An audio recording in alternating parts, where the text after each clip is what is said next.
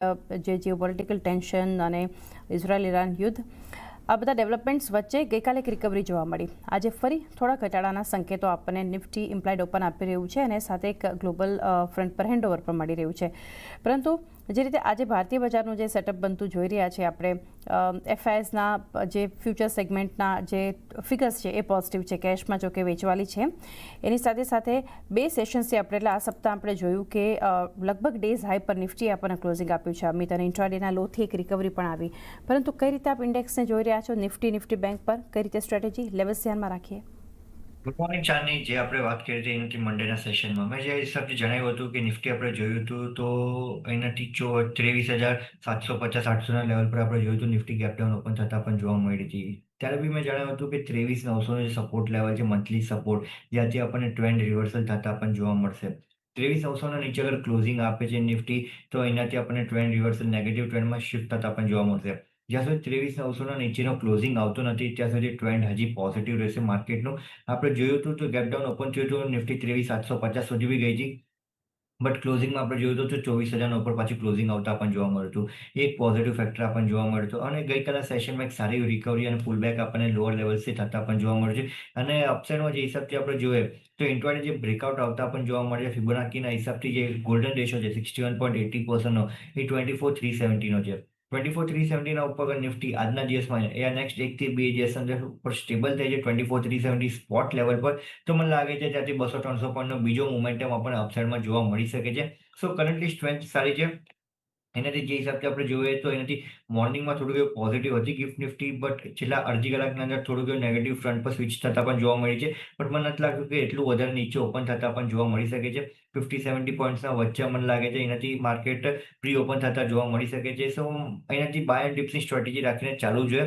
ડાઉનસાઇડમાં જે હિસાબથી આપણે જોઈએ તો જે સપોર્ટ બનતા એનાથી ઇન્ટ્રાડે ફ્રન્ટ પર નિફ્ટીનો જોવા મળશે એ 24,100નો સપોર્ટ બનતા પણ જોવા મળશે.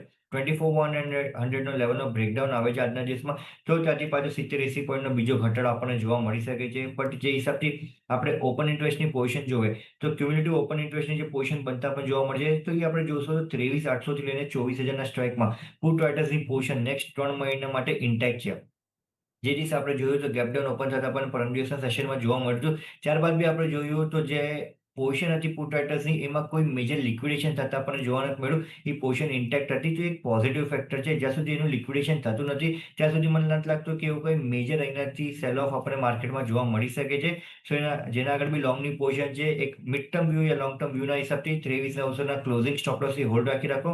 નવી લોંગની પોઝિશન ક્રિએટ કરવી હોય તો આજના દિવસમાં કોઈ બી ડીપ આવે છે ત્યારબાદ નવી લોંગની પોઝિશન ક્રિએટ કરી શકાય.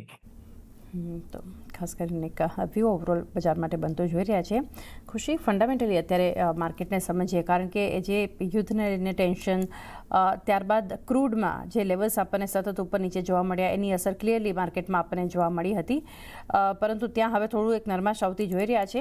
આ બધા પર સ્ટોક્સને સેક્ટર્સ કરીએ આપણે ચર્ચા, પરંતુ અત્યારે ભારતીય બજાર માટે કઈ રીતે આપનો એક વ્યૂ રહેશે? તો ગુડ મોર્નિંગ ચાંદની. અને જેવી રીતના આજે હાલમાં માર્કેટના સેન્ટિમેન્ટ બની રહ્યા છે, આપણે કાલના સેશનમાં પણ જોયું કે જ્યારે શરૂઆત થઈ હતી માર્કેટ્સમાં ત્યારે થોડું નેગેટિવ શરૂઆત થઈ હતી, પણ પછી ડે એન્ડ સુધી આપણને પોઝિટિવ રિકવરી આવતા આપણે જોઈ હતી. એસ્પેશિયલી જે કાલે ટ્રમ્પના જે કમેન્ટ્સ હતા ડી-એસ્કેલેશનને લઈને એક પોસિબિલિટી છે કે હવે જે વોર ચાલી રહી છે ત્યાં એક રિઝોલ્વમેન્ટ આવી શકે છે. એના કારણે આપણને એક સારી એવી પોઝિટિવ હોપ્સ આપણે પાછા જોયા. આપણે ઓઇલ પણ સેટલ ડાઉન થતા આપણે જોયું કે વિક્સ પણ ઘણું કુલ ઓફ થયું કાલે. સો એના કારણે માર્કેટમાં જે હાયર લેવલ પર જે ફિયર અને અનસર્ટેનિટી હતી આપણે થોડી કાલે આપણે જોવા મળી હતી. પણ સ્ટીલ અગર આપણે જોશું તો મને નથી લાગતું કે કમ્પ્લીટ તરીકેથી આપણો જે ફિયર હતો એ હટી ગયો છે હજી. કેમ કે હજી પણ એ ફિયર બની રહ્યો છે. હજી પણ જે ઓઇલ છે, ગેસ છે, એને લઈને જે સપ્લાયના ઇશ્યુઝ અને કન્સર્ન્સ છે એ હજી ઘણા બધા સેક્ટર્સ અને બધા પર હજી પણ અહીંયા ફિયર મંડરાવી રહ્યો છે. સો મને લાગે છે લોંગ ટર્મ માટે અગર કોઈને આ લેવલ્સથી અગર આપણે કેમ જોશું કે રિસેન્ટમાં જે ફોલ આવ્યો છે એના પછી ઘણા બધા સેક્ટર્સ અને ઘણા બધા જે વેલ્યુ સ્ટોક્સ હતા એમાં કરેક્શન આવી ગયું છે. વેલ્યુએશન સ્પેશિયલી ઘણા સારા લેવલ્સ પર હમણાં સ્ટોક આપણને મળી રહ્યા છે. સો એના કારણે વેલ્યુ બેઝડ બાઇંગ આપણે કરી શકીએ છીએ. એના માટે એક પરફેક્ટ ટાઈમ છે હમણાં માટે. સો જ્યાં આપણને વેલ્યુ બેઝડ અને એક સારી એવી અંડરલાઇન સ્ટોરી આપણને દેખાય ત્યાં જરૂર તરીકેથી આપણે અહીંયા નિવેશ કરવું જોઈએ. અને એના માટે એક સારી એવી મને લાગે છે કે ટાઈમ પણ ઘણો સારો છે કે અગર અહીંયાથી આપણે લોંગ ટર્મ માટે કોઈ સારો એવો પિક આપણે ઉપાડવો હોય, વેલ્યુ બેઝડ બાઇંગ કરવી હોય, તો એના માટે ટાઈમ ઇઝ વેરી ગુડ. પણ સ્ટીલ નિયર ટર્મ માટે થોડું આપણે કોશિયસ રહેવું જોઈએ, કેમ કે સ્ટીલ કમ્પ્લીટ તરીકેથી વોર હજી એન્ડ નથી થઈ અને જેટલા બધા ફિયરની અનસર્ટનિટી જે હતી, જેટલી બધી ફેક્ટર્સ હતી, એ પણ હજી કમ્પ્લીટ તરીકેથી ઘટી નથી ગયા. સો સ્ટીલ આપણે થોડું કોશિયસ રહીને જ આપણે કામકાજ કરશું. થોડું કોશિયસ એક રહી અને વેલ્યુ બેંક પરંતુ એક સારા સેક્ટર્સ અને સ્ટોક્સ પર વ્યૂ રાખી શકો છો. અમિત,